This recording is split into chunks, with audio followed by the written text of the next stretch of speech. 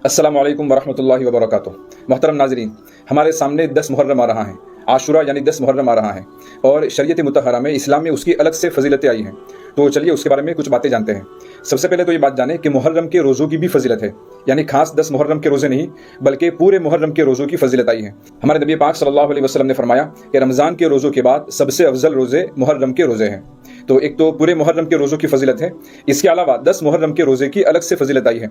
हमारे नबी पाक सल्लल्लाहु अलैहि वसल्लम ने फरमाया कि मुहर्रम का रोज़ा रखने से, आशुरा का यानी कि 10 मुहर्रम का रोज़ा रखने से पिछले 1 साल के गुनाह माफ़ हो जाते हैं। रमज़ान के रोज़े फ़र्ज़ होने से पहले 10 मुहर्रम का रोज़ा फ़र्ज़ था। जब रमज़ान के रोज़े फ़र्ज़ हुए तो उसके बाद हमारे नबी पाक सल्लल्लाहु अलैहि वसल्लम ने सहाबा से फरमाया कि अब जिसका जी चाहे आशुरा का रोज़ा रखे और जिसका जी चाहे आशुरा का रोज़ा छोड़ दे, 10 मुहर्रम का रोज़ा छोड़ दे। यानी कि अब फर्जियत बाकी नहीं रही, लेकिन फजीलत बहरहाल बाकी रही।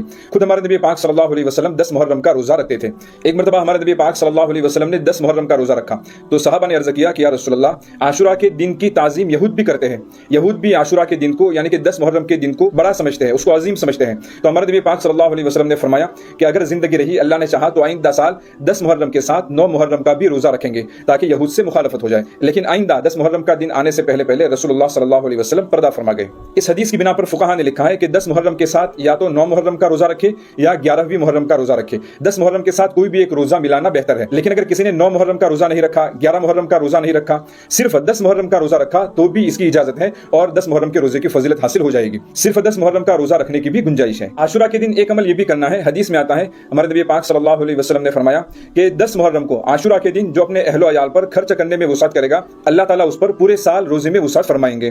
तो 10 मुहर्रम का एक अमल यह है कि उस दिन अपने घर वालों पर खर्च करने में थोड़ी वसात करे, उनको कोई नया खिलाए, कोई नई चीज पकाकर खिलाए या बाजार से उनको कोई चीज लाकर खिलाए। बहरहाल किसी भी तरीके से उन पर खर्च करने में वसात करे। एक खास बात यह नोट करे कि 10 मुहर्रम को इस्लामी त्यौहार नहीं है। इस्लाम में सिर्फ 2 त्यौहार है, एक ईद उल फित्र और एक है ईद उल अज़हा।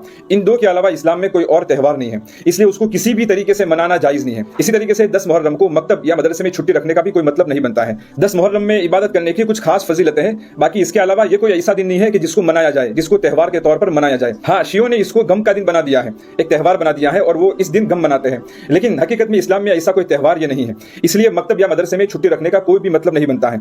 हाँ, अगर कोई ये कहता है कि हम इसलिए छुट्टी रखते हैं ताकि इस दिन मुदर्रिसीन हजरात या जो बड़े बच्चे हैं या उनके माँ बाप हैं वो आसानी से रोजा रख सके, तो फिर उनको ये चाहिए कि 9 मुहर्रम का भी रोजा रखे। उसमें 2 फायदे होंगे, एक तो ये कि यहूद से भी मुखालफत हो जाएगी और उसके साथ साथ शियों से भी मुखालफत हो जाएगी। वरना सिर्फ 10 मुहर्रम की छुट्टी रखने से ऐसा तासुर जाता है, लोग ये समझते हैं, बल्कि हकीकत भी यही है कि ये शियों से असर लिया है। और जिस तरीके से शिया हजरात इसको एक त्यौहार के तौर पर मनाते हैं, 10 मुहर्रम को जो लोग भी मकतब या मदरसे की छुट्टी रखते हैं उन्होंने जानकर या अनजाने में शियों से असर कबूल किया है।